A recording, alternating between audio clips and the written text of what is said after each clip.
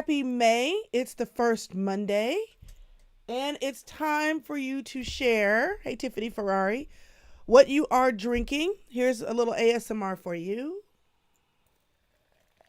Ouch! The water was hot. It spilled on me. Ouch! Look, now I got a big water stain. This is it right here. This is it. Jesus help me. Jesus keep me near. This is terrible. I'm just rubbing my boobs. That's what's happening on the 10-year anniversary. Good morning. Good morning. Would love to know what you're drinking, where you are watching from.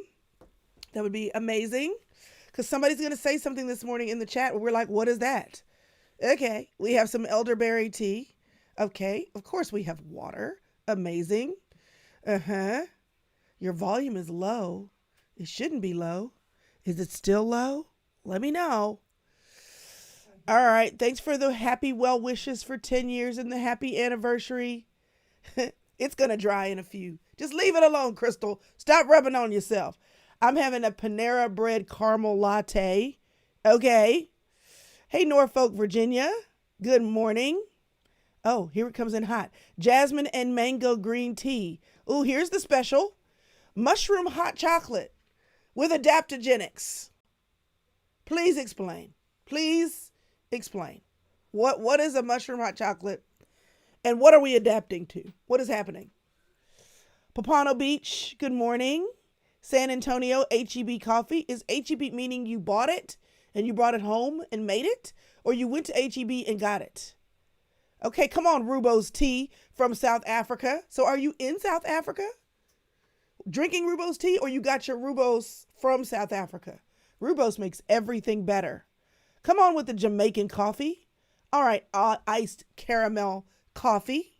Good morning. Good morning. Good morning.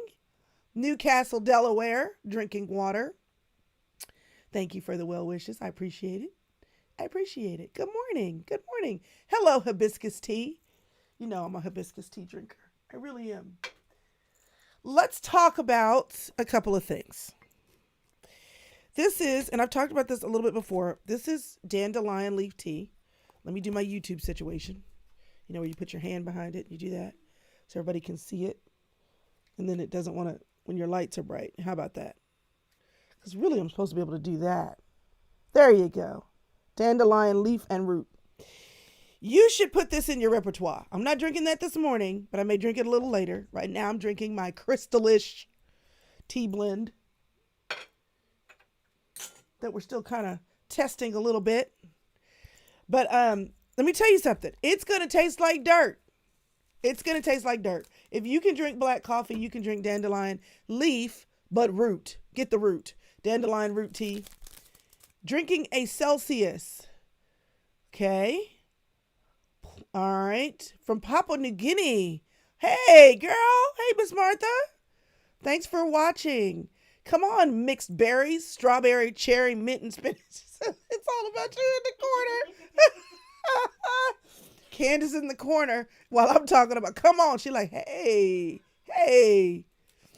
Oh, I was supposed to post this to Instagram. I took a whole video and then I didn't post it to Instagram. Hold on, let me do it. Hold on. Praise the Lord, everybody. Post the thing I just did, girl. Post it. Oh, you know what? Can I give this to you? Yes. And will you put a link for the live that we're doing right now? Yes. And then I need tissue. Whenever, oh wait, I can use my headband. I'm going to use my headband. Because this is what you have to have in your life if you want to slick this down. Do you understand? You understand? You want it to lay. You got to put some juices and berries on it.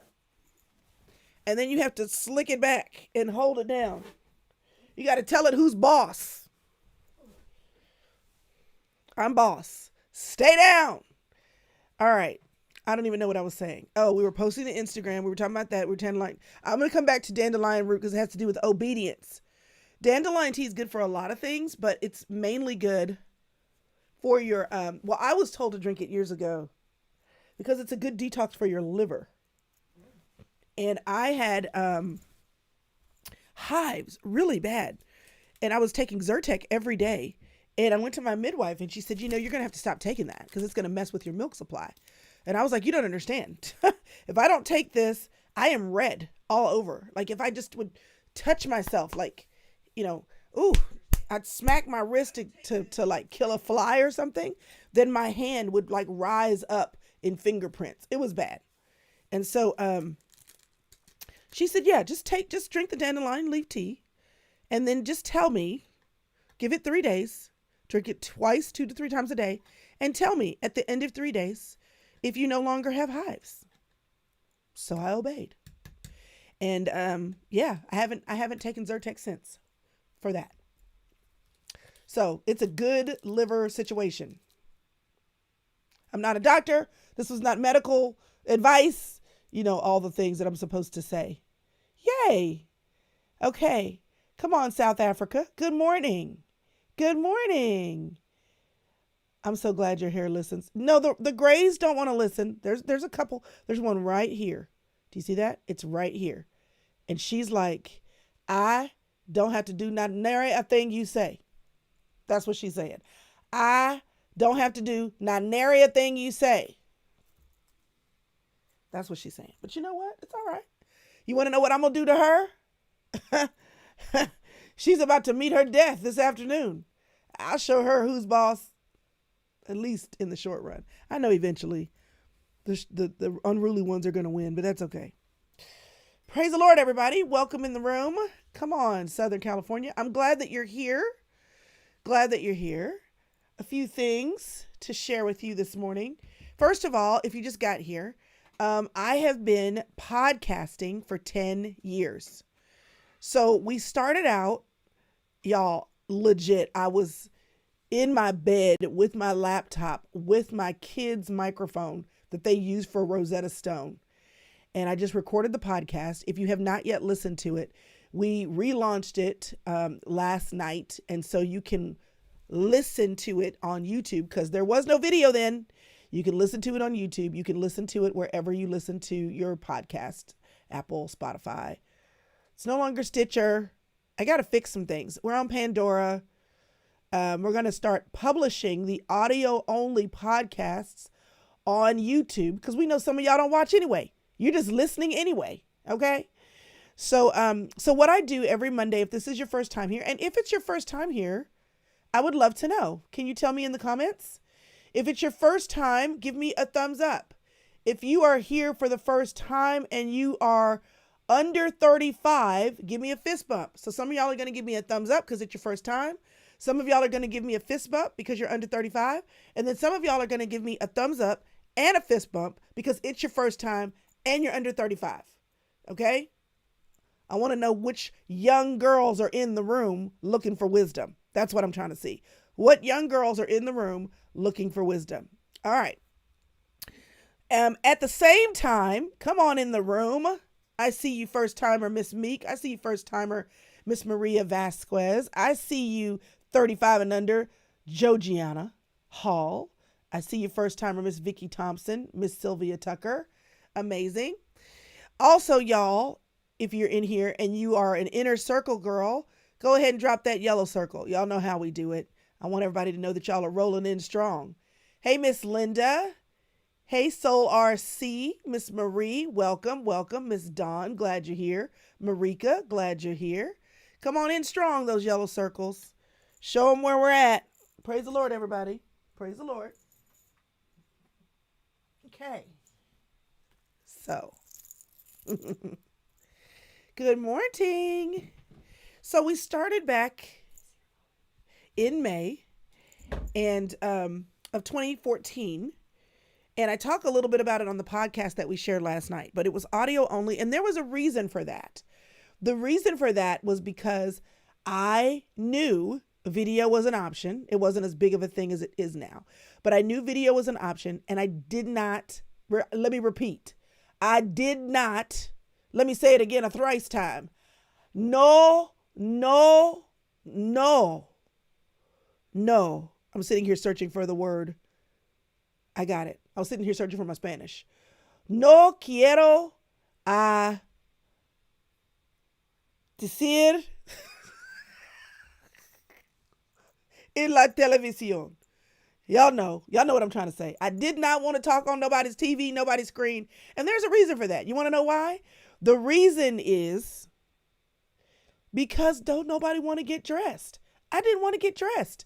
I am doing an amazing job for y'all today. I have on my studio fix. I got on a little whatever this is called, a little bronzer. I put on I put on my studio fix. Look at here. I did that. I put on their real mascara. I even put a little lip gloss on for y'all. I slicked it back. I don't look like I just got out of bed. Jesus, I put on color. Listen, y'all are blessed and highly favored. Shucks. There was a reason. The other reason is because in my head, what was going to happen is I was going to talk, and then I was going to have lots of words, and then I was going to take those words and write blogs with them. And I ended up just talking. There were years that I just didn't even blog at all. So now every time a podcast goes live, there's a blog that's associated with it. So when you see a YouTube video come up online, if you go down into the notes for the show, there's a link that you can click. Some people don't even know this, where you can go to the website. The website, of course, has the audio, it has the video, and also it has a blog attached to it. You can still talk to me on the blog.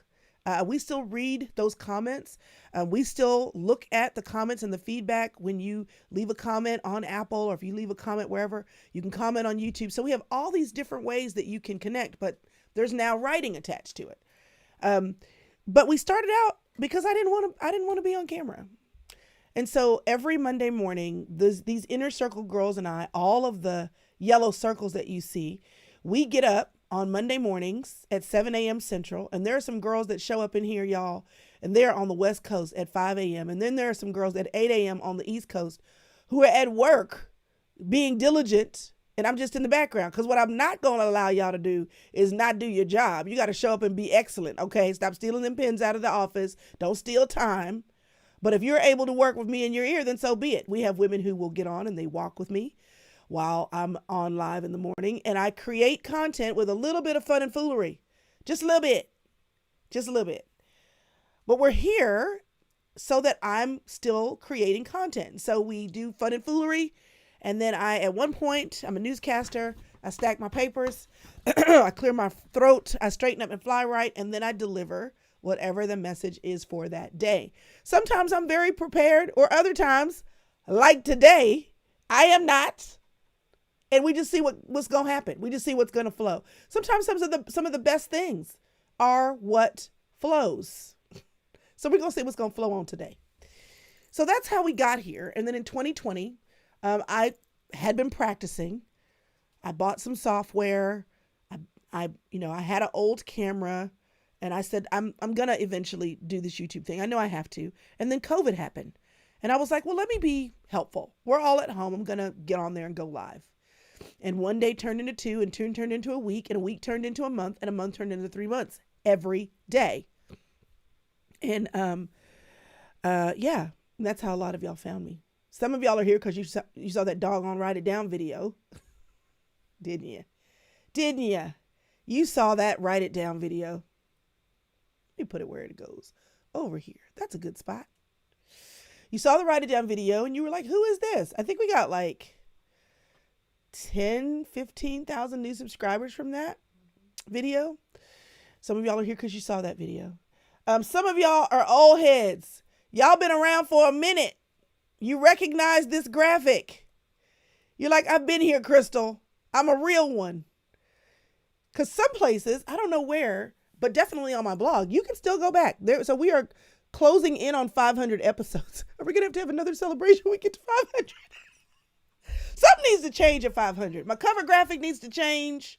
The music, maybe we get an upgrade on the music. Okay. Yeah, maybe I do a different, maybe we change the office around. I don't know. We'll have to figure out what we do at 500. Maybe I stop. It's not an option. Maybe, I don't know. What are we going to do at 500? 500, that's like 20 episodes from now. So that should basically take us to the end of the year. So like we could almost maybe end on 500 and then we can take the break or something. We need to figure that out. Demetria says, thank you for those COVID days. Ajane says, I'm a real one. Michelle said, finding you led me to being ready in the place where God wanted me to stretch my boundaries. I am still writing it down. Come on there. Stopping is not an option. You can't tell me what to do. Don't stop. Chrystal's Chronicles. Y'all remember, no stopping allowed. Y'all can't tell me what to do.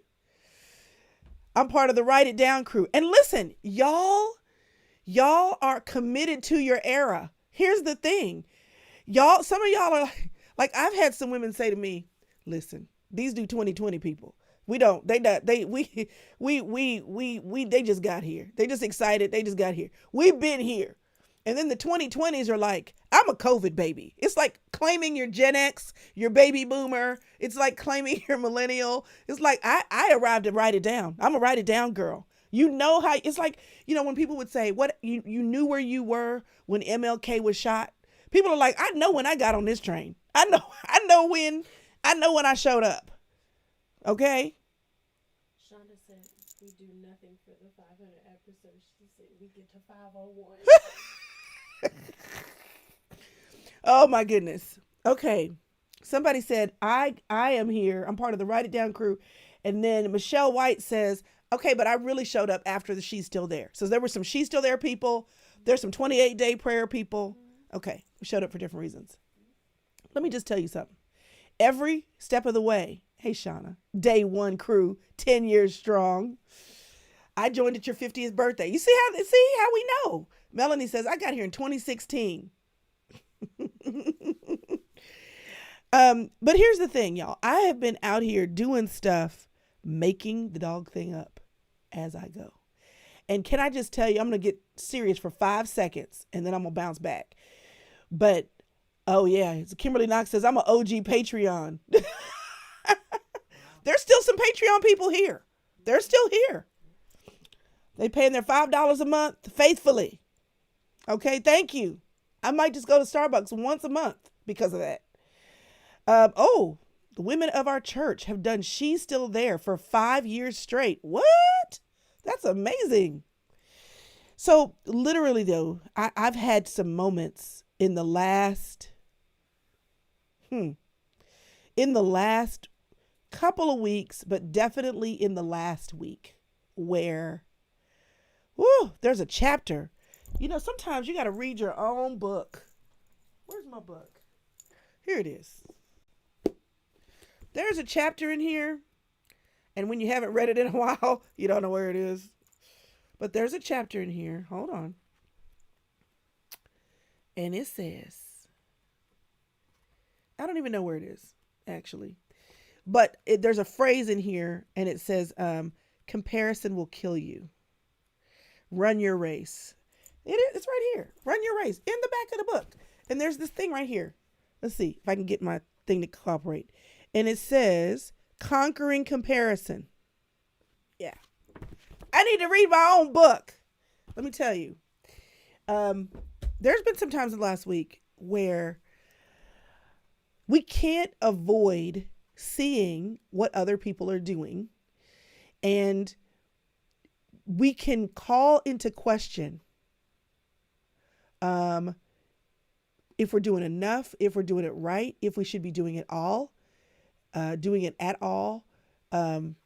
There are people that started around the same time I started, and I can see what they've been able to accomplish. They can see what I've been able to accomplish. It is very hard. Let me just acknowledge this. It is very hard to not look around, especially at a moment when there is a lot to celebrate, and think about all the things that could be different. And if you're not careful, it'll throw off your emotional equilibrium. Okay. And my emotional equilibrium has been thrown off. There's actually a long list of reasons that that has happened in the last couple of weeks. But one of them it was like, oh, I still haven't done this.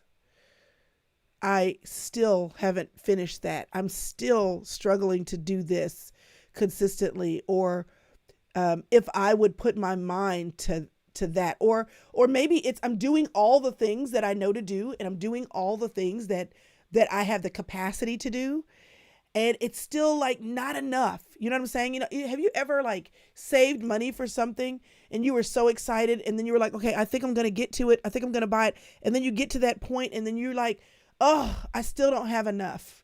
Or maybe you've been saving for a house, right? And the housing market is just up and down and all around. And then you're finally ready and you're like, oh, now the interest rates are too high. Or you've gone to school and you've done all the work and you've gotten your degree, and you spent the extra money, you spent the extra time, and now, goodness, I'm applying for jobs and I'm still not getting them. Or I don't know. There are times in your life where you're not doing what you need to do, and you are lamenting the fact that you're not achieving what you want to achieve. And then there are times where you are doing all the right things and it doesn't seem to be enough. And I have had moments where I've asked the Lord, like, seriously, am I doing it wrong? Have you ever asked yourself that question? Am I doing it wrong? Like, is there something wrong with me? Is there something wrong with the way I'm doing it? Is there something wrong with the way I'm showing up? Is there something wrong with, like the knowledge that I have or don't have? Like, I just want you to understand that that is normal. It is normal to have moments of doubt and concern and questioning and frustration, sadness, envy, jealousy. So the question is not whether or not those feelings will come, or the question is not whether or not you'll wonder about what you're supposed to be doing. The question is, are you going to keep doing what you know to do? That's it. That's the question. That's the question. Renelda is like, speak the truth, Chrystal. I went over this with my therapist on last Thursday. Let me just say this out loud.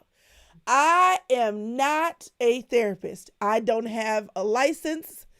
I don't have a degree in counseling. I am not a therapist. But here's what I do want to say that I've been told many times about our Monday morning situation, and about the Inner Circle situation, or about the podcast, or about the book. This book, the She's Still There book. Free or next to free therapy. That's what I want to say. So I think that you all who show up in the Inner Circle, who show up online, by the way, pause. Go ahead and send this video to 2 or 3 people while I'm live. I'll be live here for probably we'll see what the Lord says. Because I was going to say what I was going to do. I was going to say that I'm going to be off at 8:30, but that's normally what I do with the Inner Circle. So, and today's a celebration. And then I have to get off and we have to do our after party with the Inner Circle. So it may not be 8:30 Inner Circle, but I'm going to definitely be done here in this place no later than 8:30, maybe 8:15. But yeah, I mean, I've even had so many people tell me their actual therapist recommended this book. They got it from their therapist. I'm like, really? That tells you how much work I need. If I was writing books that people are picking up in their therapist office, what does that say about me?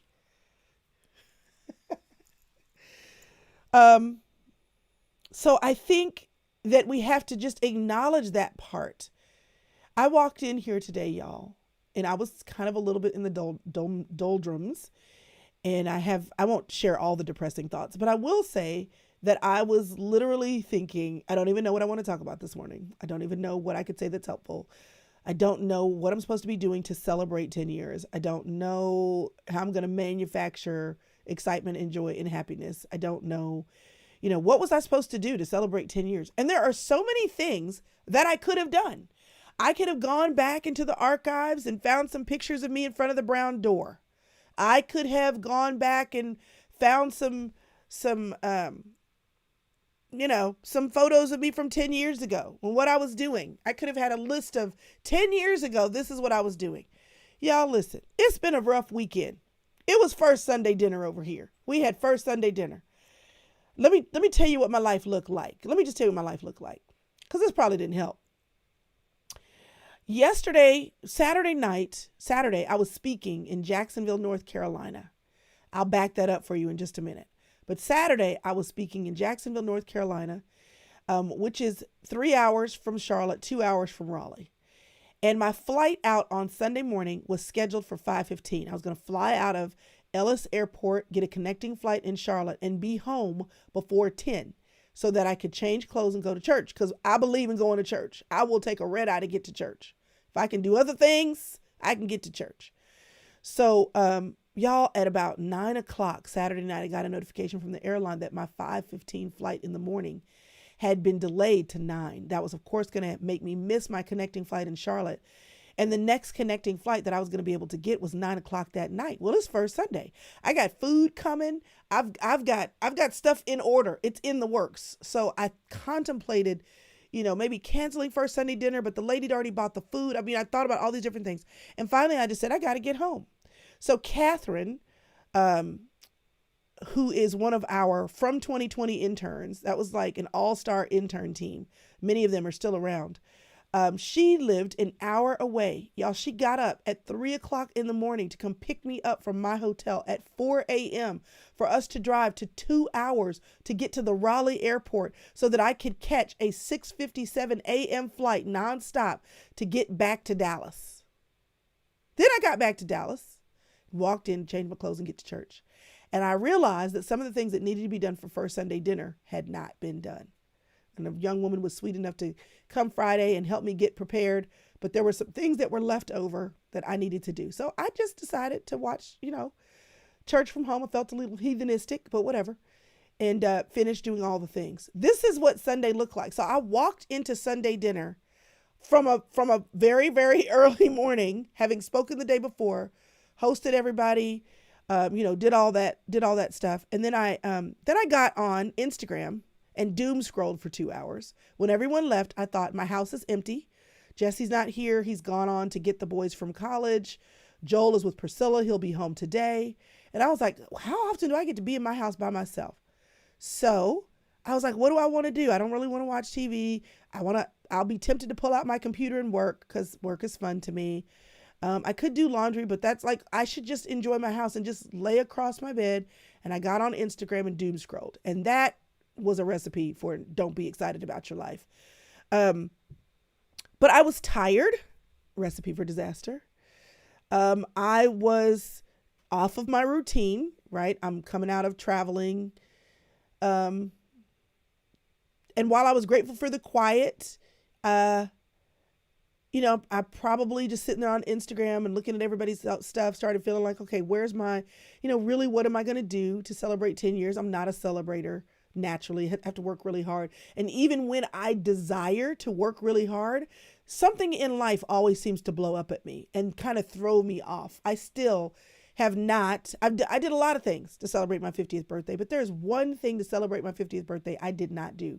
And I'm still like sore about that. So I'm thinking about like what I would want to do.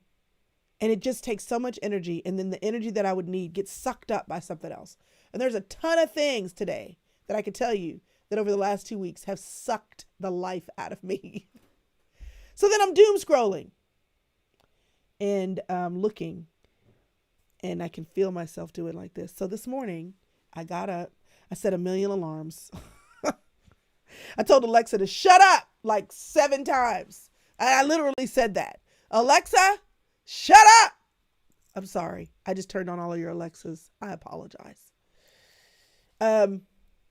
So anyway, all that to say, I walked in here this morning and I'm trying to get myself together, and I came in and the girls had I got these little tingly things hanging everywhere, like this right here.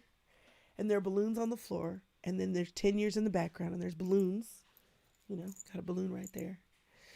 And it just felt like, okay, it's a good day. Because I know, Monique, and I thought about that, and I know how to get your number. I thought about it, but I was like, there is no way in Hades I'm going to wake you up at 4 o'clock in the morning to bring me back. Y'all, Monique came to the event I was speaking at. We had a chance to meet in person. She's an Inner Circle member, and she was spending the night in Raleigh to go home the next day. I thought about it, and I was like, I'm not doing that. I'm not gonna make that girl wake up. But like, I just want to say, like, you can. This is the point of this, okay? This is the point. The point is you can have the most incredible things happen in your life, achieve the most incredible things in your life, and still have internal or external battles happening. And people don't see that. They see the 10 years, they see the yellow swirlies, they see all the things. And it's a matter of reframing. And sometimes you do it for yourself, sometimes other people do it for you. But you have to, and this is me preaching to myself, as my friend Ruth Jo Simons would say, you have to reframe, because here's the deal. Here's the deal. If I want to say what really is happening here, what really is happening is that for 10 years, apart from planned breaks, every week, sometimes twice a week, I have shown up.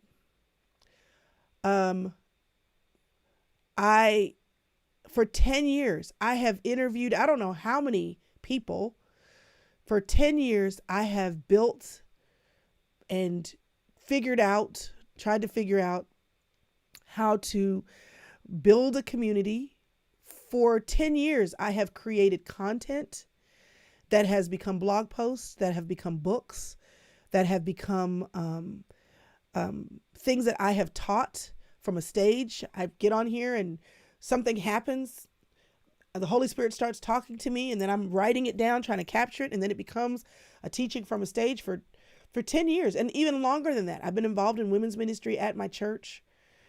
And there are a lot of things that people want to do consistently and they don't. And I've done that. And that is worth celebrating. Because we don't always get to turn. It's definitely worth celebrating. It's definitely worth celebrating.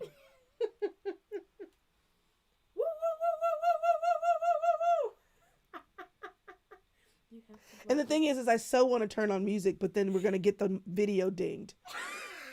This is why I love and I hate YouTube. Let me play my music.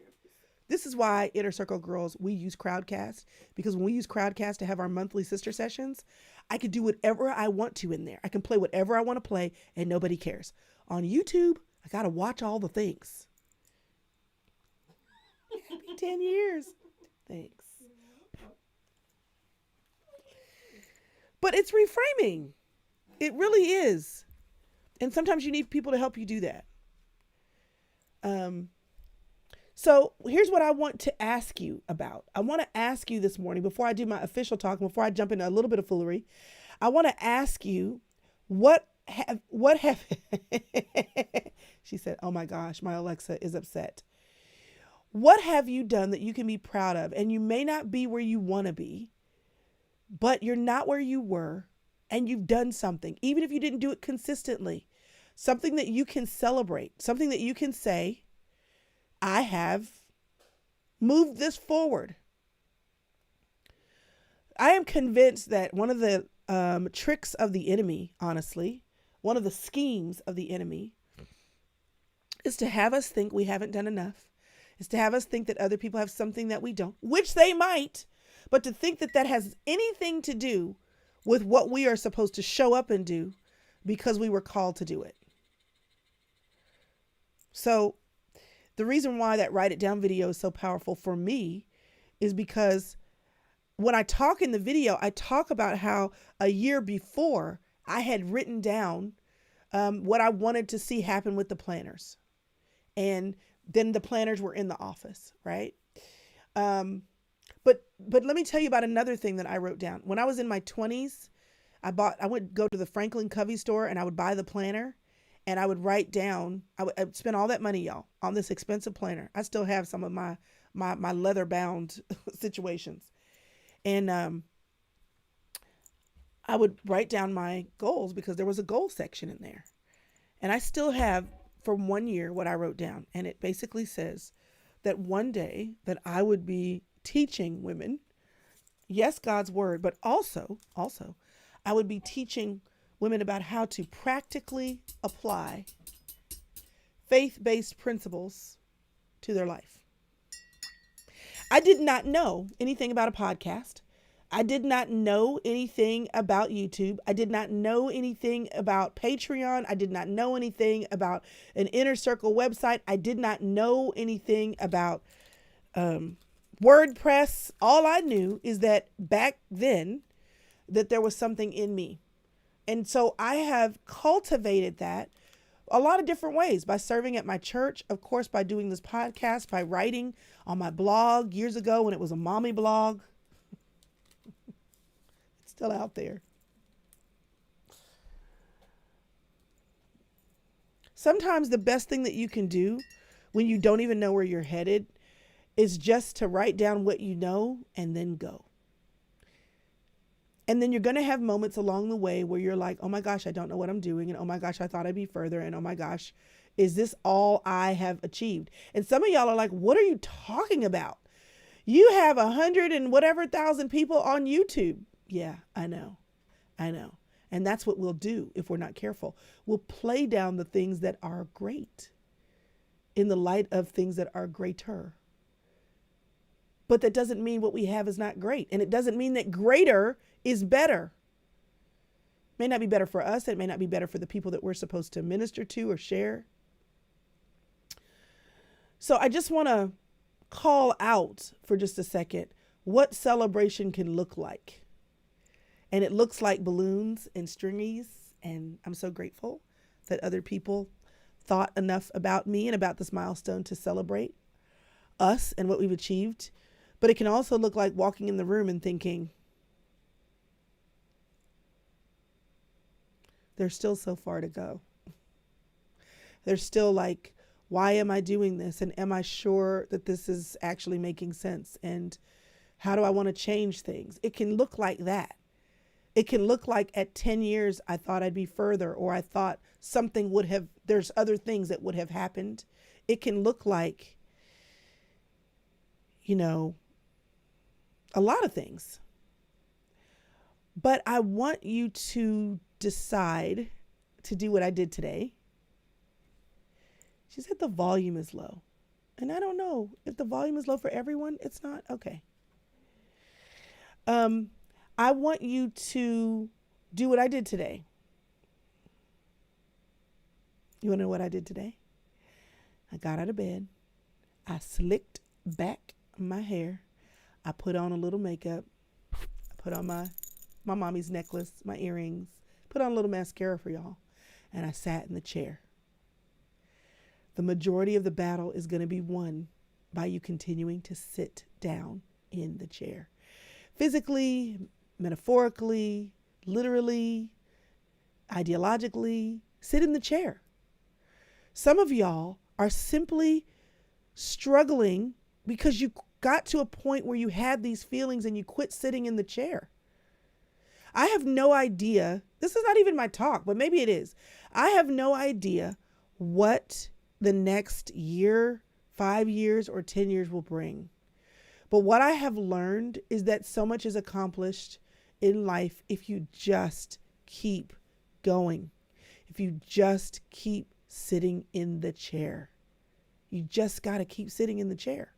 For some of y'all, it means sitting in your counselor's chair. Quitting your counselor. Stick with it. For some of y'all, it means sitting in the chair with your spouse and having hard conversations that honestly, you're like, you're dead to me. I'm done. No, keep sitting in the chair. For some of you, it means listening to that child again. Keep sitting in the chair. For some of you, it means you have been waiting on that promotion forever. Keep sitting in the chair. James Meeks years ago preached a sermon, and I can't even remember what the sermon was about. I actually reached out to someone at our church to give me the sermon, and I've downloaded it so I can listen to it. But I will never forget what was said that stuck with me. And he said, don't get out of line. He said, some of y'all are messing up because you quit the line. The line is too long. You're tired of being on your feet. You see people skipping the line. You say that's not fair. You're wondering what's going to come of you being in the line. And because you get tired of waiting in line, you get out of line. We've all had that experience, right? Where you wait in one line and it's going so slow. So you go to the other line and then the line you were in actually starts moving faster. And you're like, shoot, I should have stayed in that line at the grocery store. And because sometimes we're not sure which line is right. If we're with our kids or we're with a friend or with a spouse, we say, you get in that line. I'm going to get in this line. Because here's the thing. If we try to guess what staying in line is going to do, and we're the only person, we risk losing our place. If you've lost the place, that's okay. Get back in line. Sometimes you do quit. Sometimes it's time to quit, but I think you'll know there's a difference in quitting from discouragement and quitting from exasperation and quitting from laziness than quitting because the Lord is telling you to do something different. If he is telling you to get in another line, like you know how if you're in the line and the lines are long and then you have a cashier that opens up, they turn on their light and they say, I can take the next customer over here. Unless there is a clear call, get out of this line and go over here because God has created a path. It's like the Egyptians getting out of Egypt. They were there doing what they were supposed to do. And then God said, all right, put the blood on the doorpost. It's time to go. And then they left and got to the Red Sea and they were like, wait a minute. Line closed. He said, oh no, it's open. Hold on just a minute. Moses, stretch your hands out. Sometimes God creates another lane. And when he creates another lane, if you're walking with him, you will know. I'm not talking to you. If you had to change lanes because God told you to do something different, I'm not telling you that. I'm saying when you are wanting to quit because of exasperation, when you are tired, when you depend on other people and those people aren't doing what you need them to do in order for you to get where you want to go, when you are totally thrown off course because something in life happens to you, you did not expect it, and it delays your thought, your vision, your desire 1 year, 5 years, or 10. That's what I'm talking about. Where because you got off course, you got out of the chair. I'm saying, get back in the chair. Just keep sitting in the chair. And you may barely be able to sit into it. You may barely be able to hang in there. I'm saying you get up, and on every Monday morning, y'all, I come in this chair and I sit down. I sit down. And there are some days where I don't know what I'm talking about. And then there are other days where I'm very prepared. But what I don't not do is sit in the chair. So today, I want to celebrate the fact that I've had the blessing and the opportunity of sitting in this chair for 10 years. Not this chair. It wasn't a yellow chair. The chair used to be an IKEA office chair that I still have, that made it over to this house, that was sitting in front of an an Elfa desk, sitting in the corner of my guest bedroom of a house we were renting in front of a brown door. I was in front of a brown door because that was better than being with my room in the background, because ain't nobody got time to make up their bed. So I was like, if I just stand in front of the brown door, y'all, I had a camera I bought from Costco. And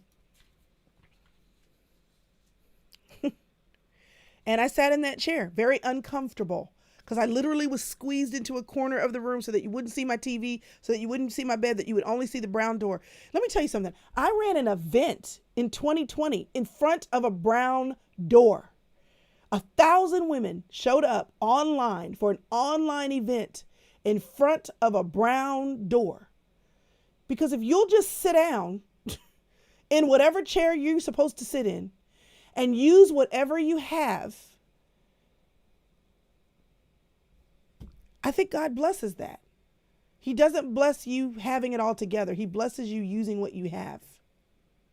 So if you feel today that you haven't been sitting in the chair, you miss sitting in the chair, or is it worth you sitting in the chair?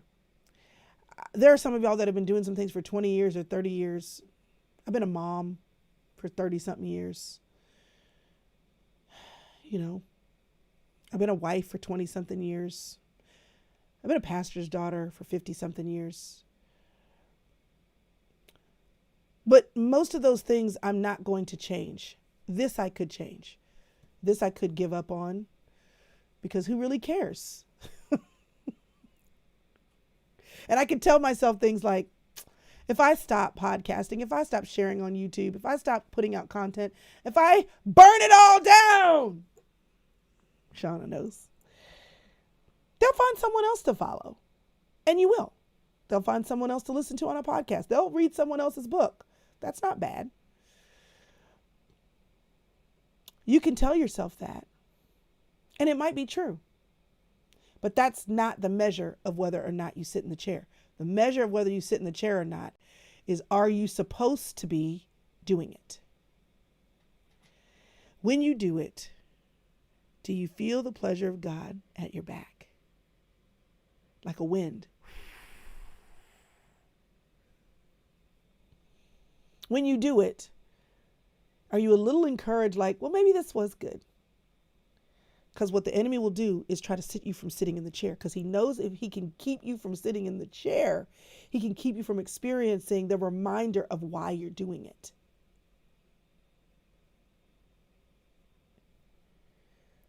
Sometimes showing up is all you need to do to keep the fire burning. That wasn't even what I wanted to talk about. Let me tell you a few things, and then I'm going to talk about what I want to talk about. 8:30. See, I'm still on task. Don't forget to let me pray for you. Don't forget to let me pray for you. I'm going to pray for you before I get off. Okay. There are a few things. This is free. Somebody say free. Let's do it again. Do it louder. Free. There she is in the background. And I still have a water stain right here. It's just a water stain. Okay, y'all. Let me share my screen with you for a hot second, because there are some things you need to know about. Number one, numero uno. This is free. Praise the Lord, saints. Praise the Lord, ain'ts, as our friend Jackie Hill Perry would say. This is free. You can go to Chrystal Evans Hurst /Mom's Gift Guide. Okay, /Mom's Gift Guide. Trying to put this in the right place where I want it. Okay, this is a Mother's Day gift guide that we put together so that you can have ideas for what to get your mother for Mother's Day. Let me tell you what you don't want to do. Do not, and I repeat, do not go to the store on Sunday morning at 9 a.m. on your way to church and pick up some picked over flowers with whatever cards were left on the shelf. It is Monday. You have a whole week to get the best of the best picks for the cards and to do some actual thoughtful giving. So if you are like, I'm not a thoughtful giver, this is why this is free. So go get it. Okay. Inner Circle. If you're on my email list, I already gave it to you. But if you are on my email list and missed it, you can go to crystalevanshurst.com /Mom's Gift Guide to get it. If you're not on my email list, you should get on it. But you can also go to crystalevanshurst.com /Mom's Gift Guide. So that's number one. That's one thing I need to tell you about.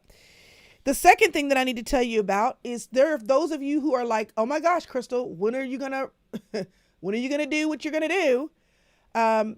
So we have a communicator. So I started coaching because there are people that tell me I'm a coach, even though I don't want to say that. I feel like I got to pay $1 million to go get a coaching certificate before I can say that.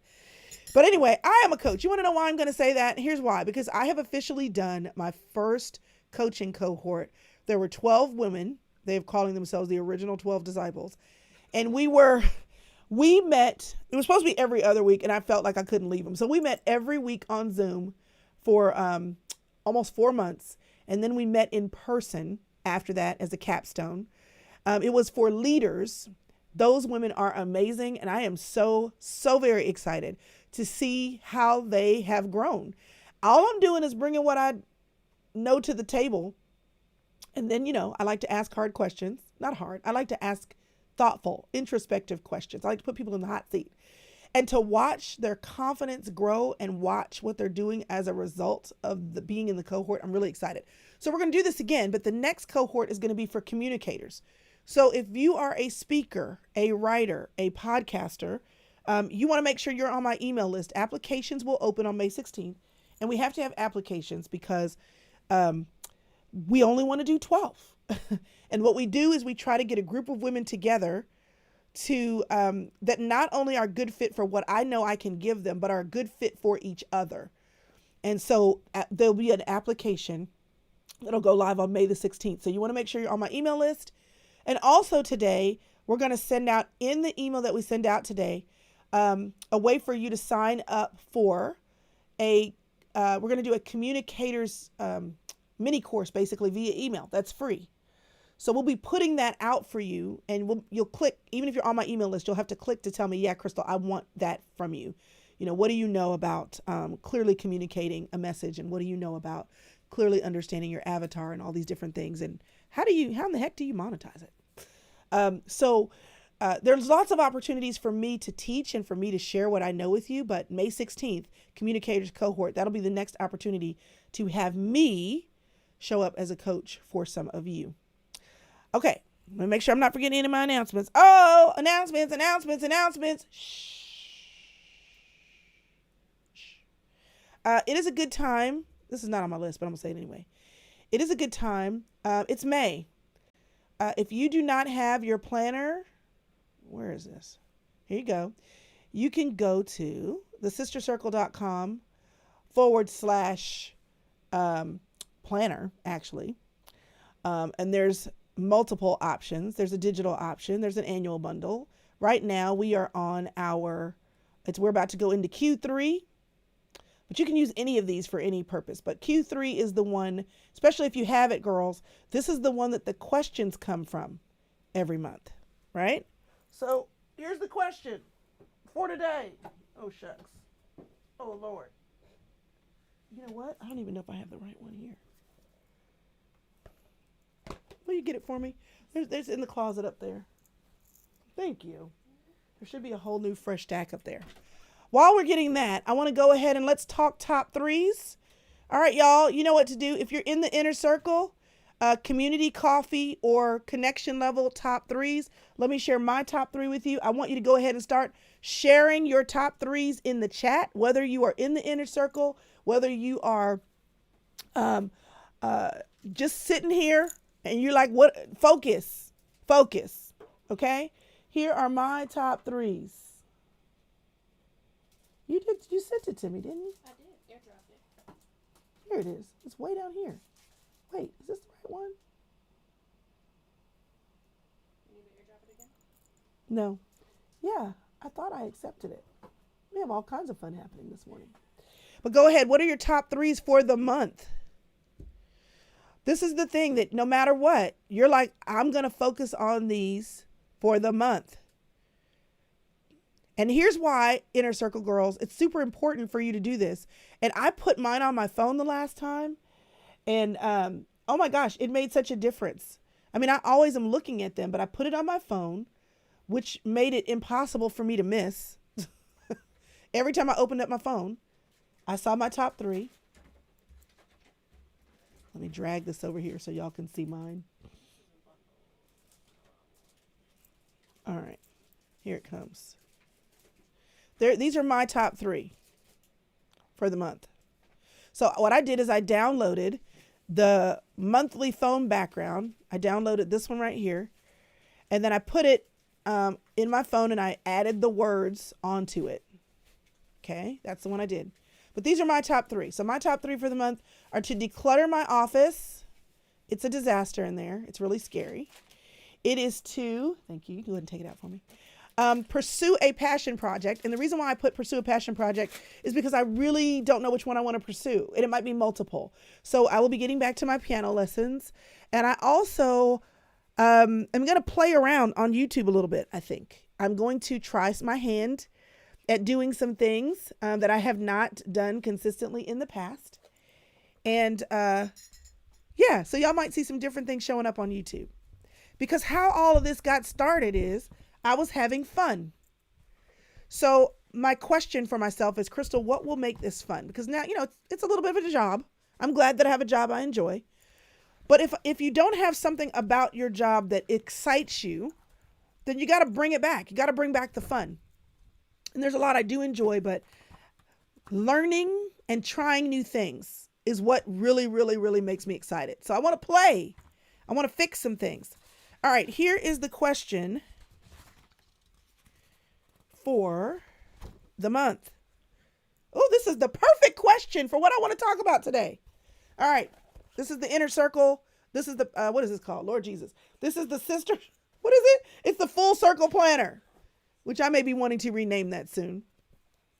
I know, it's bubbling up. It's coming. Okay, so this is the quote for the month.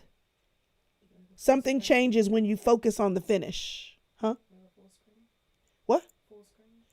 What full screen? Oh yeah, I know. Oh no. So I'll do it again in a minute. Thank you. Let me go back here because this is what I want y'all to see. Your May top 3. And there's mine. So here's mine. Declutter my office, pursue a passion project, get back to spin. This is my favorite thing. I can walk and I want to walk consistently, but I have fun with spin. So I'm going to get back to spin. And those are my 3. I'm still going to work out 5 times a week, but one of those things I'm doing needs to be spin. Those are my top 3. Let me read some of y'all's top 3. Come on, write it down. There is power. Something happens when you write it down, even if you just put it in the chat. All right, Calvania, declutter the grandchildren's area and the guest room. Write chapter 5. Come on, chapter 5 of my book, Reset My Exercise Routine.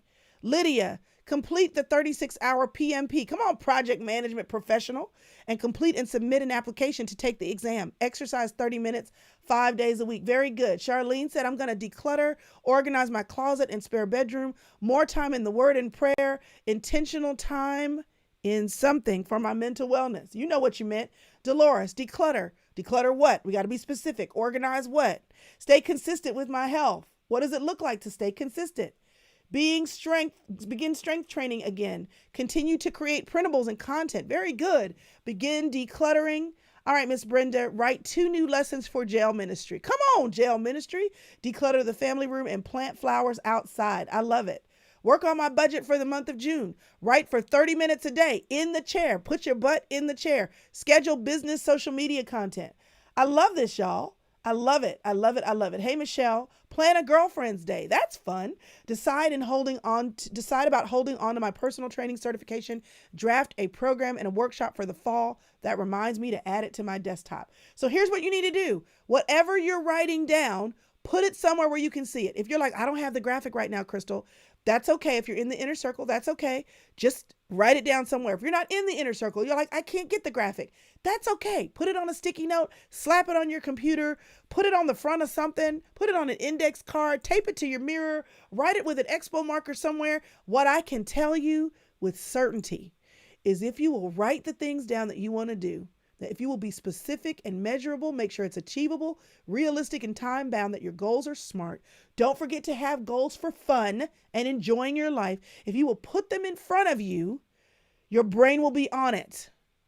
And if your brain is on it, your brain will agree with you to do it because it won't let you release it. You'll be like, this is what I said I'm going to do. So go ahead and keep putting them in the chat as a way to commit and then write it down. Okay? Write it down. Here's the question for the month, and then I'm going to say what I have to say. So if you have your planner, y'all, this is the Thrive, the 3rd quarter book, okay?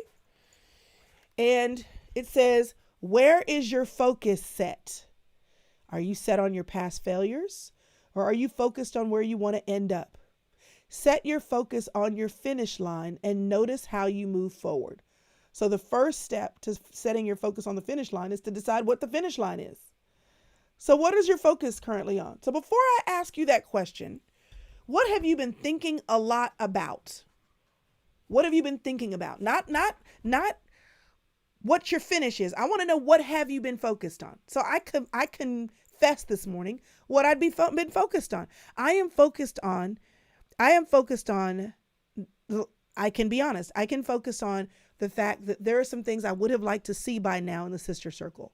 I can focus on the fact that that I have some barriers that I need to deal with in relationship to some things I want to do with the sister circle. I can tell you that I would have hoped that we would have achieved some financial goals that would have allowed me to hire some people that can make some of those sister circle goals happen.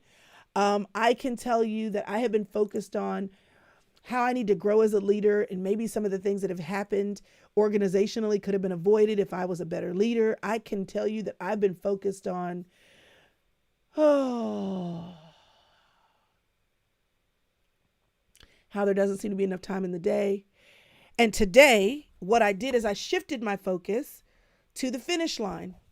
The finish line for me is 10 years today. Let's celebrate that and keep sitting in the chair. The finish line is God knows the timing, Chrystal. You just show up and you're obedient. The finish line is it's God's vision, Chrystal. You have to trust that he will bring about the vision because he says in Philippians 1:6 that he will finish the work that he started in you. He may not even use you to finish it, like David and Solomon. David wanted to build the temple. His son had to do it. My point is that was what I was focused on. What has not happened, or what my failures have been, or what my struggles have been related to work. There are a lot of things that I've talked about, a lot of ideas that are not done.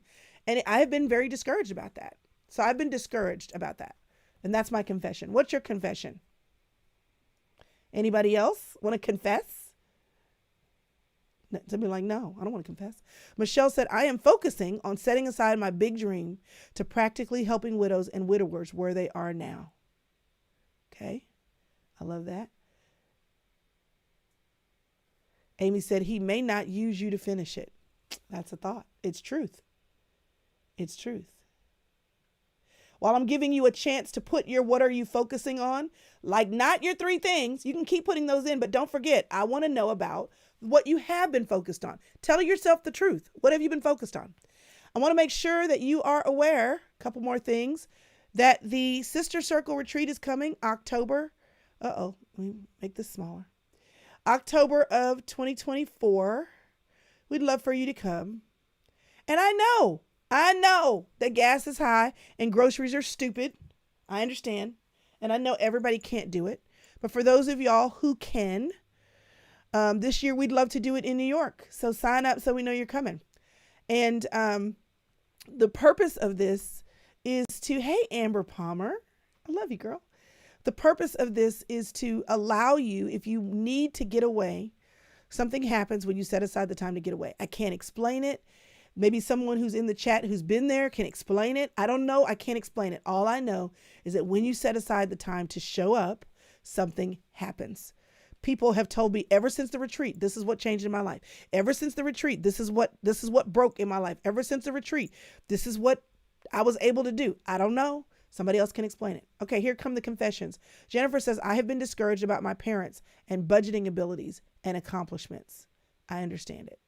I understand that. You've been focused on self-mental care. Hey, Misty Wood from Brook Hollow. I have been focused on disappointment about a client prospect. Yeah. I've been focused on building earring and bracelet inventory for sale. Fair enough. I have been focused on the challenges in my job, marriage, and family. My focus has been on what is for me to do. Why am I not moving? I've been focused on my gift and where I can serve in my church, within my family, also with a few women I personally know. I've been focused on not reaching my goals, paying off debt. I fell off track. I've been focused on finding a job rather than focusing on what he has called me to do. It's not the same. Monica Law says, I'm focused on my mental health and continuing to focus on growing closer to Jesus. Terry says, I'm very discouraged about where I am at work, my relationship with family and friends. I'm not where I thought I would be at this point in my life. All of the above, spiritual growth, finance, and friendships. You have to be honest about what you've been focusing on to acknowledge that, do I actually want to put my energy there? Like, is that actually where I want to put my energy? So this is what happens. When you use a tool of any kind, a blank book will work. Come on, focusing. Come on, focus. There you go. When you use a tool, a blank book will work. But if you need prompting, that's why I do this, because I'm like, some people don't know what the questions are to ask. Because somehow when you put it on paper, you're like, ew, have I been focusing on that? That's not where I want to spend all my mental energy. I need to bring some new juice into the building. And then you can write down what you're choosing to focus on. So let's be honest about what we're focusing on. So here's what I want to tell you. All right, we're ready. We're ready? Oh, I didn't even do any foolery. Okay, let me share a couple of quick foolery things. And then it's 8:18. Then I'm going to have to hurry up. Yes, that's 2. All right, so let me share a little bit of foolery with you. These may not be in order. This is me and the mister, y'all. Last week, we got on another train ride. And we went from Chicago to California, 2 days on a train. Because the first time we rode the train, we rode it with Joel, and we needed a do-over, so we picked another train. And enjoyed ourselves, doing nothing, sitting around. We got a sleeper car, so that meant we were fed 3 times a day. And then we sat, this is us on the observation deck, going through the Colorado Rocky Mountains, 200 and some odd miles, riding along the Colorado River. It's a little bit of adventure. It was fun. This is the kind of stuff we were looking at, y'all. It's May. And if you go up high enough and over the hill in the Rocky Mountains, guess what you're going to see? Snow on the ground. That's what you're going to see. Snow on the ground. It was literally beautiful. I think I have a video to show you so you can literally see the train in motion. Let me get it for you. Here it is. Here it go. Yeah, this was Steven's. Y'all, look at this stupidness. Look at how beautiful this is. It was the Donners and we didn't just found this out. Look at that. So we're riding. This was in Utah. Yeah, and they did. And this is what we're seeing. Like, we're right on the edge of the cliff, looking at this crazy beautifulness. So if you've never ridden a train, you should do it. You don't have to ride it for 2 days. But you can ride it. You could ride it from Denver to Utah, and you could just do 5 hours and see beautiful scenery. So we did that. That was fun. I don't know if that's really foolery as much. I'm going to share this because I want you to laugh, and I feel like I've been too serious this morning. So I want to give you at least one thing you can laugh at least one. And then I've been told that there are some videos that I need to share. Hold on. Let me pull this up. Let me pull it up. Okay, I'll do this. And I'm going to share to airdrop. Come on, baby. There you are. All right. You ready to hear it? Here it go. I got to turn on my system audio so you can hear it.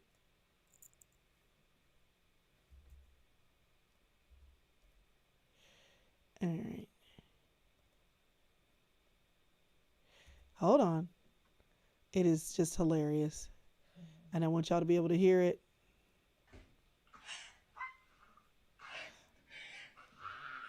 Are y'all seeing this? When you plan the most perfect outfit in your head, but you didn't try it on until now. And you look like a potato, but you only have 5 minutes before you have to leave.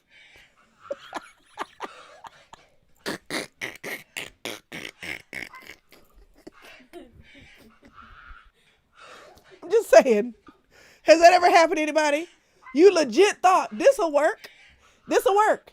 And then you put it on. It's time to go to church. It's time to go to the banquet. It's time to be on stage. And you're like, do I look like an Oompa Loompa? This is what is happening. Okay. I just needed to bring a little laughter.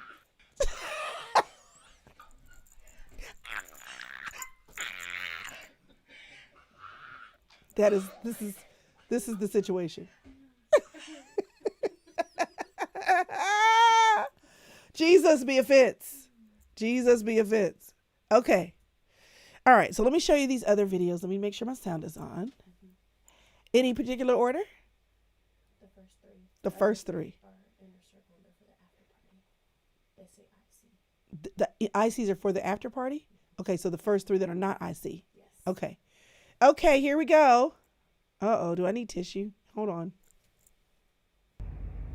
10 years. Are you kidding me? Chrystal, oh my goodness.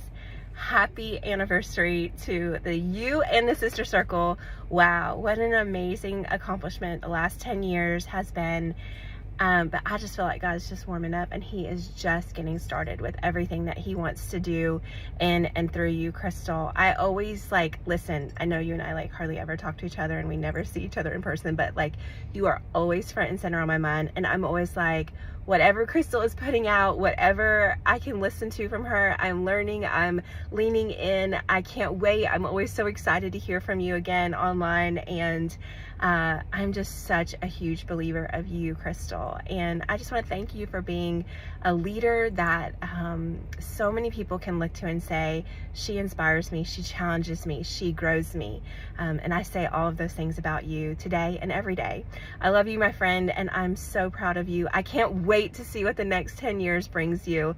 Happy anniversary. Aww, here's another one. Hey girl, I remember when we had the first conversation about you podcasting. I got all the lessons about mics and sound and where you would podcast and some of the subjects some of the subjects that you would talk about. I remember that day so vividly. We were at lunch. But I never, not 1 second, thought that you wouldn't be successful. So now we're here 10 years later. And I just want to say congratulations. You are wonderful and smart and all the things, but mostly you are curious. And I think that's why it's been so successful, because you're always curious about life and people and things and asking the why and how. So 10 years down and many more to go. I wish you well. I love you very, very, very much. And thank you for having me along for your journey. I love you. Okay, so the first person, if you don't know who that is, her name is Nikki Koziars. You should follow her. You should look and listen to all the things she does because she's amazing. And then the second person is Inner Circle Blood. She's Shandria Riddick. You should follow her. She's a counselor extraordinaire. And both of these women have been on the podcast multiple times or taught in the Sister Circle things that we do. So I love them dearly. Here's one more. Aw, it's so sweet. Chrystal, 10 years? How did 10 years come and go so fast? It's unbelievable.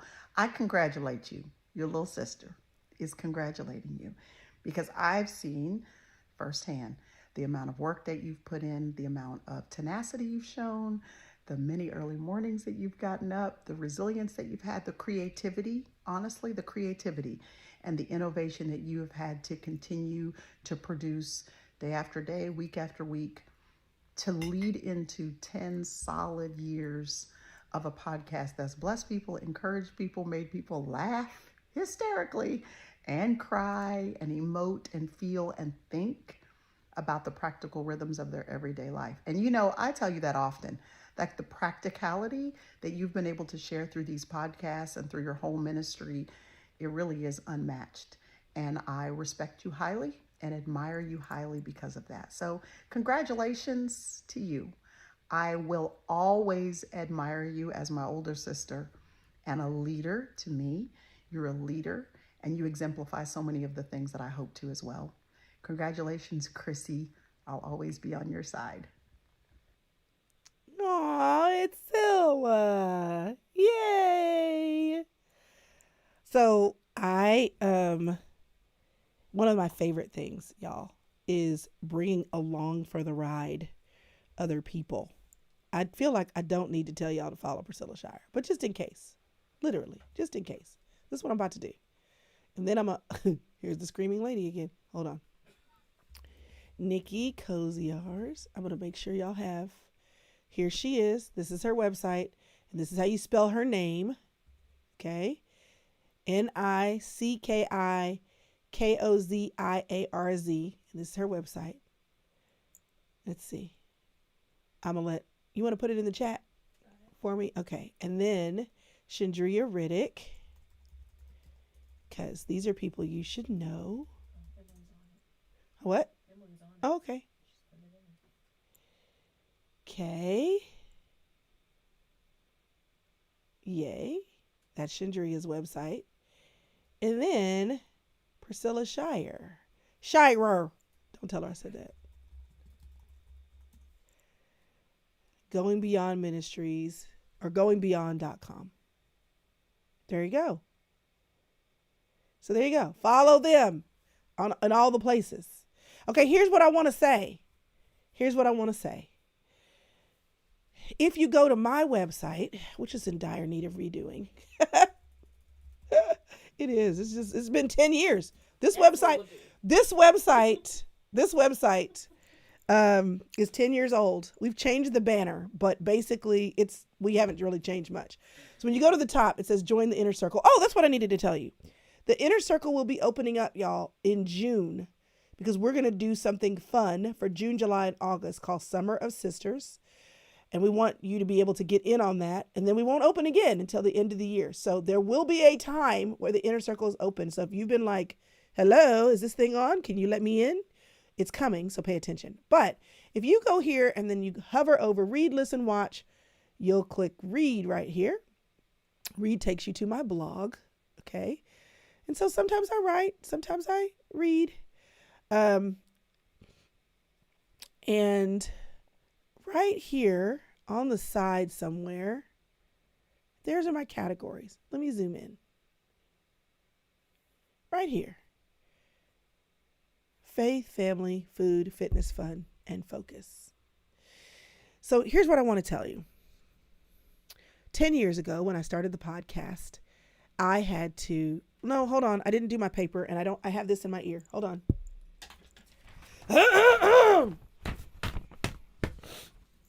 Hold on. Take that sip. Okay. So I wanted to show y'all this. So now you can see, this is what's on my website today, on the blog, on the side. Okay. All right. So let me go full screen and then say what I want to say. I might have to go a little over 8:30. Just a little. Okay. Y'all, I've been podcasting for 10 years, and I mean the true podcasting, like the one that you listen to, not the one you see. I have been seen by y'all for the last 5 years or so, but 10 years total in the game. And there are a few things I've learned about being consistent, being faithful, and being focused. And I want to talk to you about all that today. You see what I did there? You see how I did that intro? Cut that out. All right, so here we go. So if you're new here, my name is Chrystal Evans Hurst, and you're probably watching me on YouTube, or maybe you're watching me on Facebook, or you could be listening to this on Apple Podcasts, Pandora, Spotify, wherever. But you're getting this somehow, some way, somewhere. And somebody may have even shared this with you and said, girl, you need to listen to that. Okay. But here's why they're telling you to do that. I've been podcasting for 10 years, and reflecting on that this week has me thinking about one thing. And I want to tell you what that one thing is. And I want to tell you about how that one thing can change your life. And then don't let me forget, before I finish, I need to pray for you. 10 years ago, when I started my podcast, I had an over the head microphone set. I borrowed it from my kids. They were taking Rosetta Stone, and I was like, unplug that. I need that for my podcast. And I recorded it probably in GarageBand or QuickTime Player on my Mac, nothing fancy. And then I was like, now how do I get this up? And the friend of the team, a young lady by the name of Shonda Stegall, who had started a podcast or two in the past, she helped me the night before the podcast was supposed to go live. She helped me to get it up. I was like, I got to get it up. I told all the people I'm going to get it up.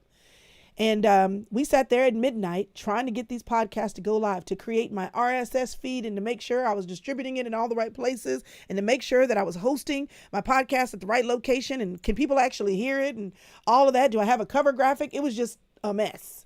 But by golly, I said I was going to get it up. And I did. And that first week, I put out 4 episodes, because back then, I don't know if it's true now, but you were told that you don't want to just put one episode up. You want to put bingeable content down. So that way people will listen to a whole bunch of your content, and then it'll put you up in the high top whatevers, because a bunch of people are listening to your stuff. So I didn't just put out 1, I put out 4. And the first podcast, which now you can listen to, it's actually just released on YouTube, and we re-released it on the podcast. I talked about the 4 F's. What are the 4 F's? They are faith, family and friends, food and fitness, and fun. That's what I wanted to talk about. I'd come from being a mommy blogger, talking about my days, baking bread, changing cloth diapers, homeschooling, but I also like to talk about my faith, growing in faith, learning to hear from God. I wanted to talk about food and fitness, because losing weight for my whole life is a topic. Okay. The same 40 pounds up and down. We are friends. We are fast friends. And then fun, because I wanted to have fun. I wanted to work at having fun. Fun is, I'm a worker. I'm not a funner. And so I have to intentionally say, I'm going to have fun. I'm going to laugh. I'm going to play. I'm going to do things that are different. But sooner or later, and I don't know when sooner or later actually came, I added an F. And if you go on my website right now and look at my blog, you'll see those 4 categories followed by a 5th one. And that 5th category is focus. And there are a bunch of other things that fall in that category.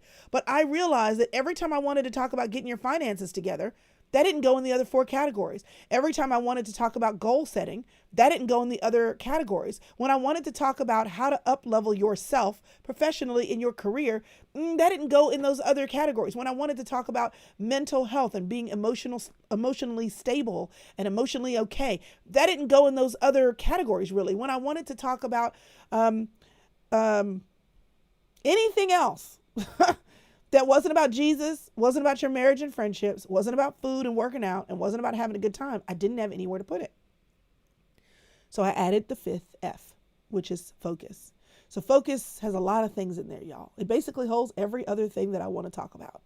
And many of the things that holistically, when I get your feedback, and I'm grateful for so many of y'all who tell me what the feedback needs to be, we put it in there. But focus is more than just the 5th category. It is the area that holds, I got a big white thing right here, and I can't even find it because, here, let me just pull it right there. Because we make our life about, often, those 3 things. Do I love Jesus? I want to get married. I want to be a good mom. I want to make sure I'm healthy. And then I want to enjoy my life. But then there's all these other things that we want to focus on that comprise us living a life that's well. We want to volunteer. We want to show up in our community. We want to make sure that we are learning and growing. We want to make sure that our finances are in order. We want to make sure that we're able to educate ourselves. There's all these other things that we can put into our lives and those go in that area. Here's what I want to say about focus, though, more than the fact that it's the 5th F. The important thing for you to notice is that I didn't start out with the 5th F. I didn't start out with a membership in mind. I didn't start out with a planner in mind. I didn't start out with a team in mind. I didn't start out with official Sister Circle offices in mind. I didn't start out with the Sister Circle website in mind. I didn't start out with learning how to, or remembering, because I'm an accounting finance person, remembering how to review my P&Ls, to look at my margins, to make sure that I'm running a business well. I wasn't looking at developing my leadership capacity. I wasn't looking at being a speaker. I wasn't looking at being a multi-published author. I was not looking at being looked at by some as a coach. I was not looking at any of those things. I was looking at, I just want to speak sometimes instead of write. And I want to show up and I want to be consistent and I want to focus on that. And for a season of my life, I have been focusing on communicating in public, social media, and distributable media spaces. I've been a content creator. That was not what I was thinking I was going to do, but I've been focusing on that. And because I've been focused on that, I've had a lot of opportunities to grow, to develop, and teach others. This is what happens when you pick your 4. God adds 5. He adds a 5th. There is, and there will always be, an evolution of your dream or of your task or of your finish line. Because whatever you have in mind for yourself, God will add to it. And we don't know that in advance when we start. We don't know that when you get married and then you were planning to have children, that one of your children would be special needs and that you would be now head over a special needs ministry because that's what God put in your path.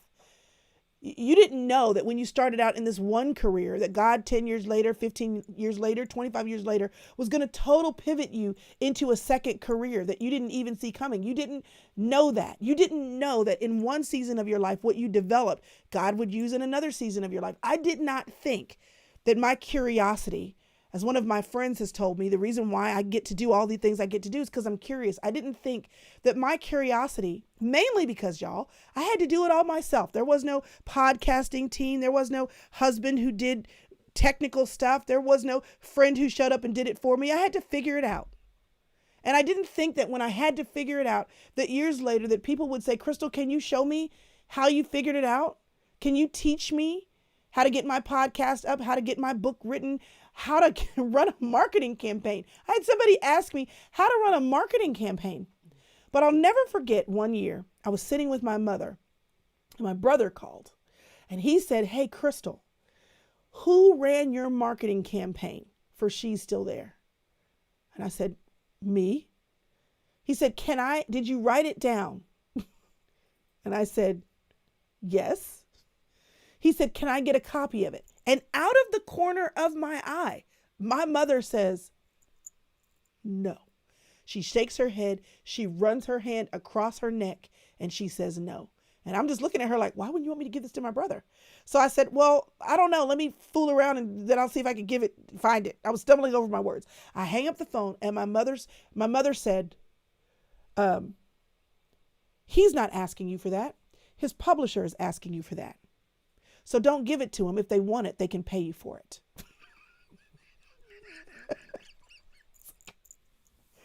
And I'm like, but Mom, all I have written down is like the list of things that I did. She said, yeah, people pay for that. Recognize your value and recognize what you have in your hand. Moses in Exodus chapter 3, God shows up in 3 verse 10 and he says, I want you to come now, tell Pharaoh to let my people go so that my people can come out of Egypt.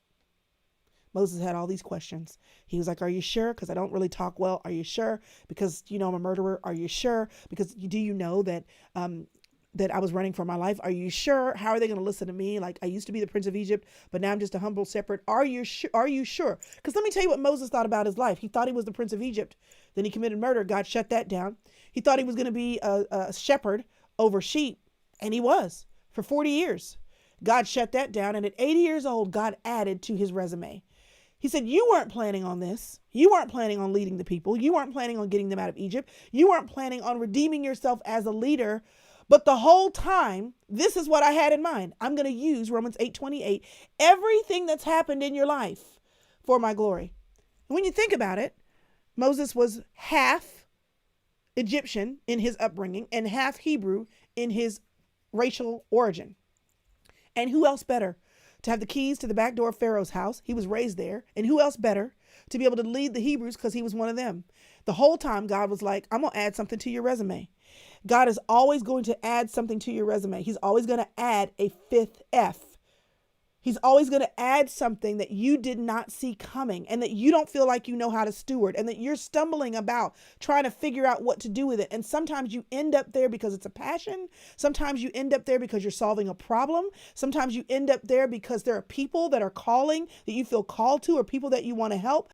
But there'll be something that puts you further beyond where you intended to go. And here's the worst thing that you can do is to not add that fifth F to the page because you haven't figured out how to define it. You don't know what it's all about. When I added focus is because I just needed another F because there were all these other things that I wanted to talk about.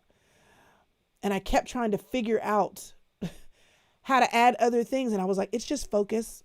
When people ask me, what does that mean? What do I say? I'm not sure, but I'm just going to add it to the page. God is going to add something in your life for you to focus on. It's going to be the evolution of you.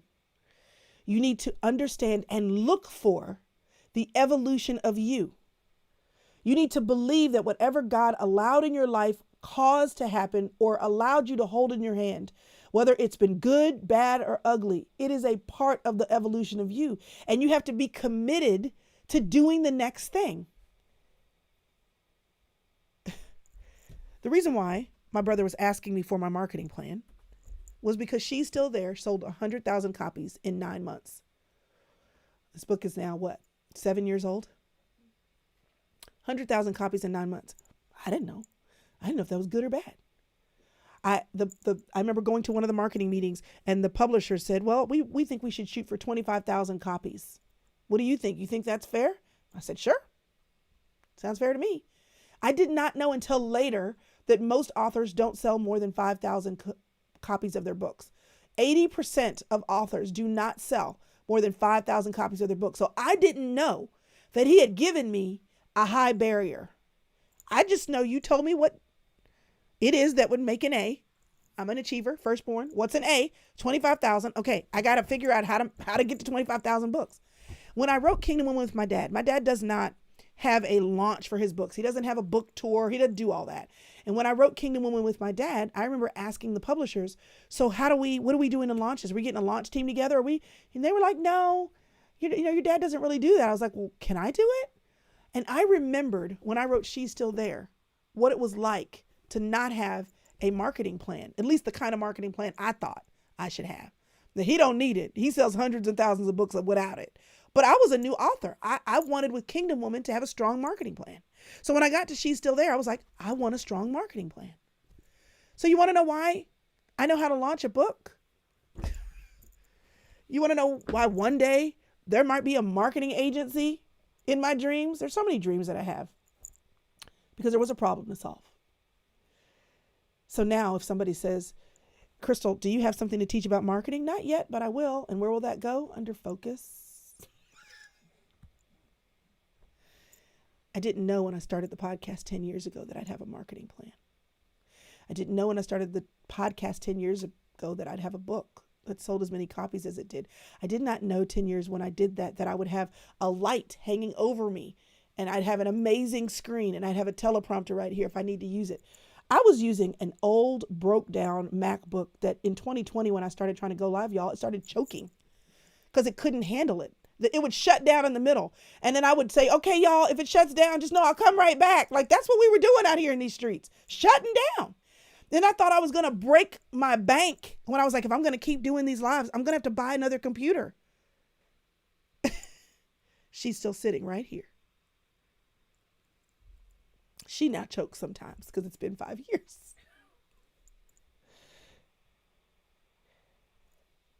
God is going to always add something for you to focus on that you did not plan on focusing on. And this is the evolution of you.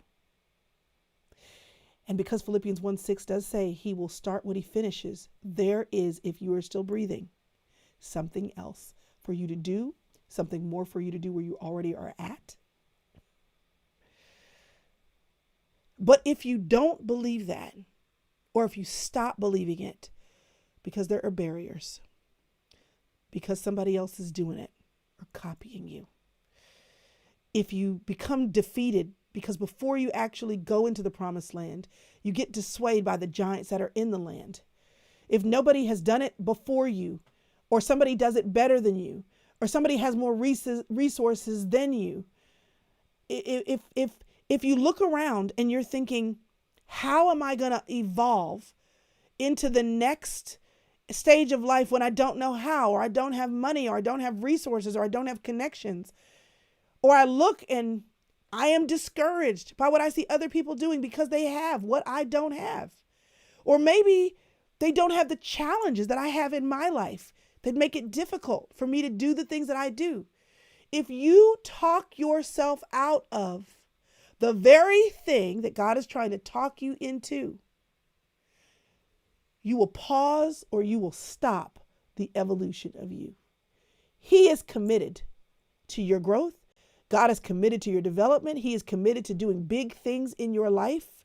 He is committed to the legacy of your life being a pebble in a river that has echoes of ripples far beyond your time. He is interested in you having an impact wherever you live, work, and have your being. But what will stop you from having an impact is if he wants to add something in your life that you did not see coming. And he's always going to stretch you. And he's always going to ask you to do something you don't know how to do. And he's always going to put you in a situation where people may have thoughts about what you're doing or why you're doing it. Everybody's not on your team, or people that you think are on your team don't stay with you. It is going to be lonely when God is evolving your vision. You're going to feel crazy sometimes when you're wondering if you can do it. Those are actually, though, the signs of being exactly where you're supposed to be. Looking back, after 10 years, I can tell you that there have been many times. One, where I did crazy things, like 1,000 people on a conference online in the middle of COVID, and we stitched together the systems that we had, which were not the systems that were best. We made it work. We stacked 3 different platforms because they were the ones I had and they were the ones I could afford, and people showed up.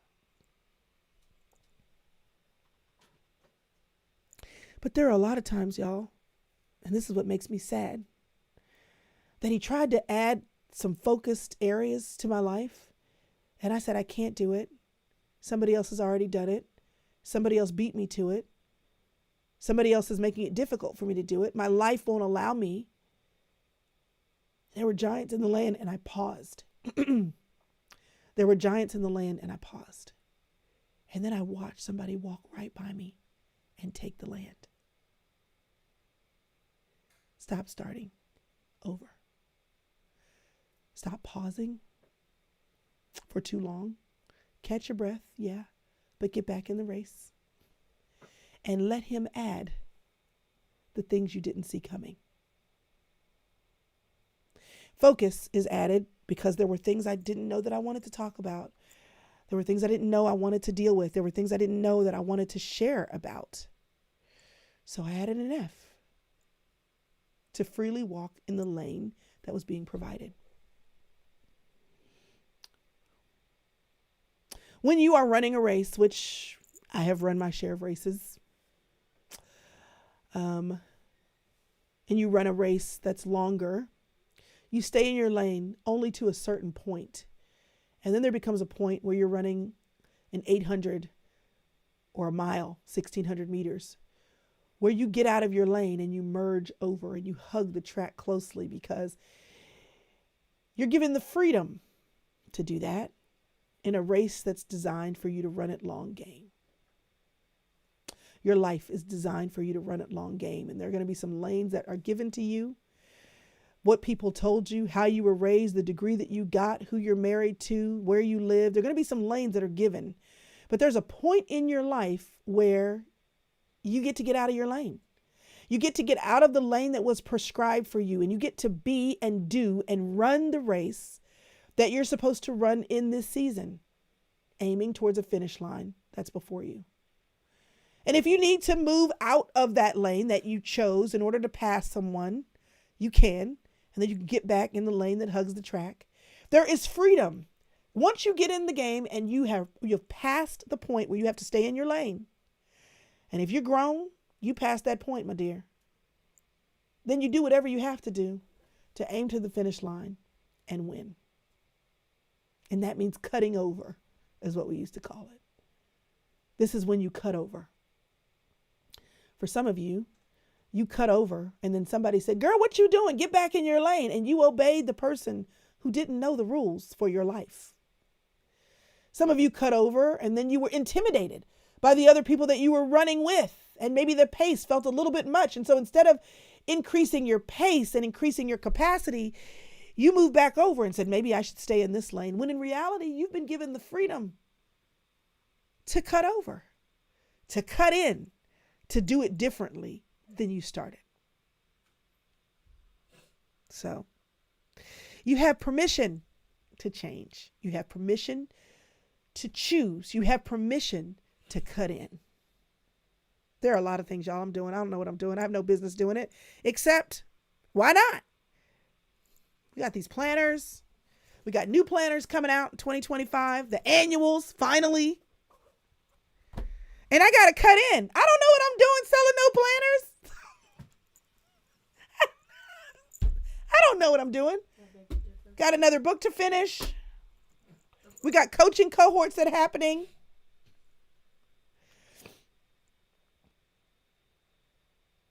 And when you cut in, you will be reminded that there's a pace to keep.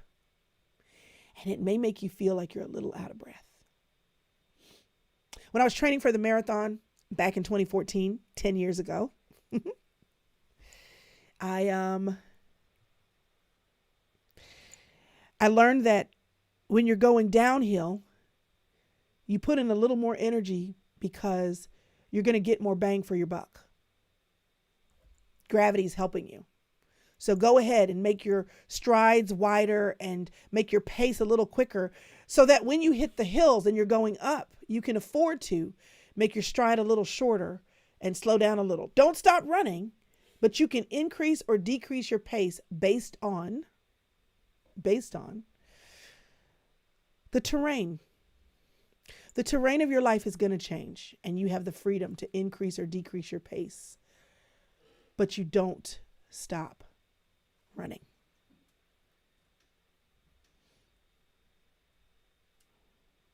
When I trained for the marathon, I got tools added to my toolbox. I learned about GOO and how to keep my carb energy up. I learned about exactly when I should drink in the morning so that I could exactly time when I'd have to go to the bathroom during the race.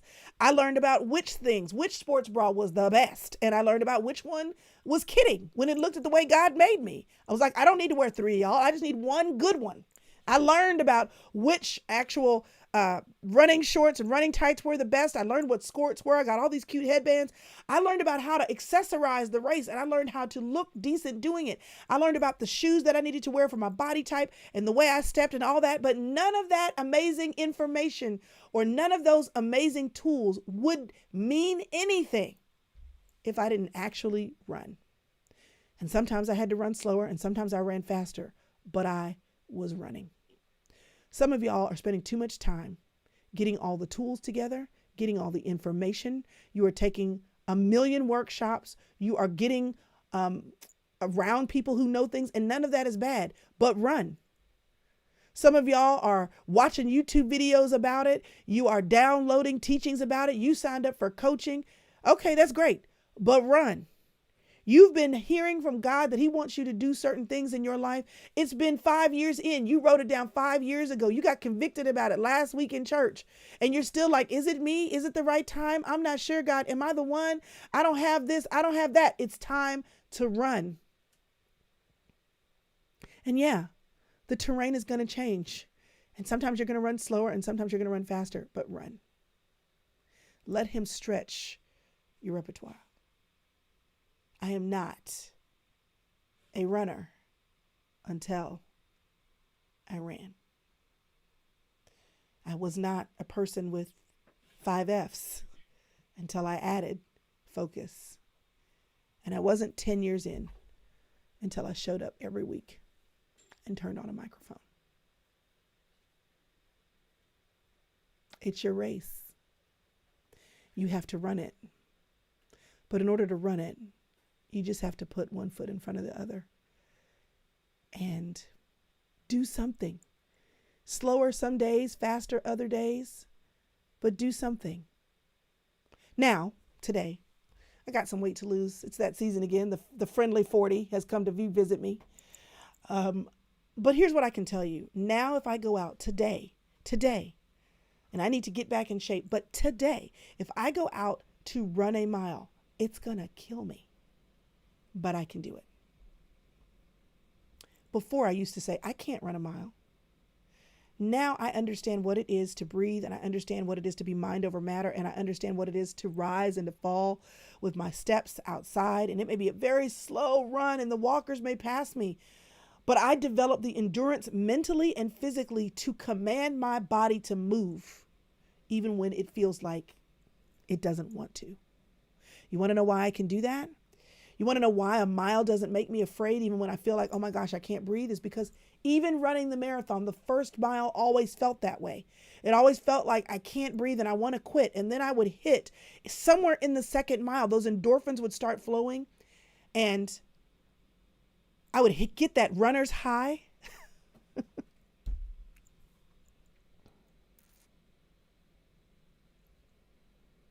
And I learned how to be a runner. You can learn how to add the F, how to evolve, and how to be a runner. And even when life and the terrain of your life says, this is going to be harder than it normally is, you can learn to speed up or slow down. But never quit. And I've said many times, I'm going to burn it all down. I am. And you may need to prune. And you may need to pause. And you may need to come up with a new plan. But until he says, you reached your finish line, you're done. It's time to pass that on. It's time to have a succession plan. It's time to sell that business. It's time to graduate that last kid. It's time to retire. It's time to change your investment strategy. Until he tells you to do something different, like my mother would always say, just do what he told you to do last. So this is me telling you to focus. Focus. And me adding my 5 F's and adding that 5th F to the mix. This is because none of the other things matter if you're not focused. So what I want you to do, and remember about my 10 years, how did I get here and how do I keep going? Focus. How do you finish the race that you're supposed to finish? Focus. How do you set boundaries and know when to say no and know when to say yes? Focus. How do you not get distracted by all the things that are begging for your time? You write down what's important and you look at it and you focus on it. And everything else lies inside that word.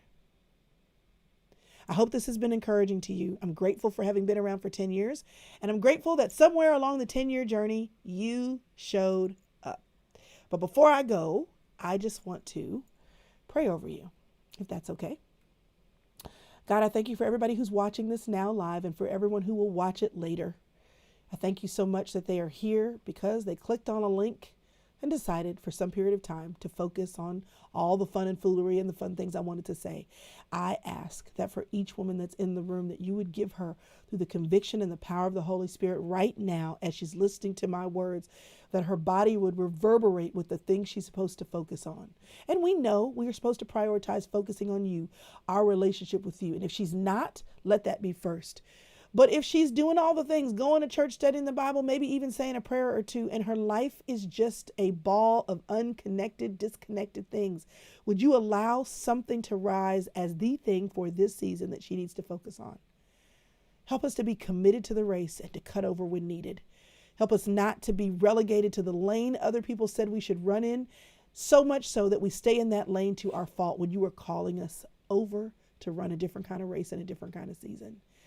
And where we need encouragement for staying the course, give us that, so that 5 years in, 2 years in, 20 years in, we know that we've been faithful. Because if we have faith and we're not faithful, doesn't matter. If we have friends and family and we're not faithful to those strong relationships, it doesn't matter. If we know what to eat and don't eat it, if we don't work out and we know what we should do to move it, it doesn't matter. Consistency matters. Fun and having fun in our lives, faithfulness matters. But more importantly, whatever you've given us to focus on, whatever is in our hands to do, help us to agree with you about the evolution that you see that needs to happen. Help us to be faithful to the evolution of you, me, and us. And then help us to remember when we reach the milestones to celebrate. In Jesus' name we pray. Amen. All right, y'all. 30 minutes over. Come on, Inner Circle. We got some Inner Circle business to talk about. Inner Circle business and some other things that I want to share with you. Remind me to talk about stopping the train. All right, y'all. Have a great May. Focus on your goals. We will see you next time. Get on the email list. Get the mom's gift guide. Look out for the opening of the Inner Circle. All the things. We'll talk to you later. Bye.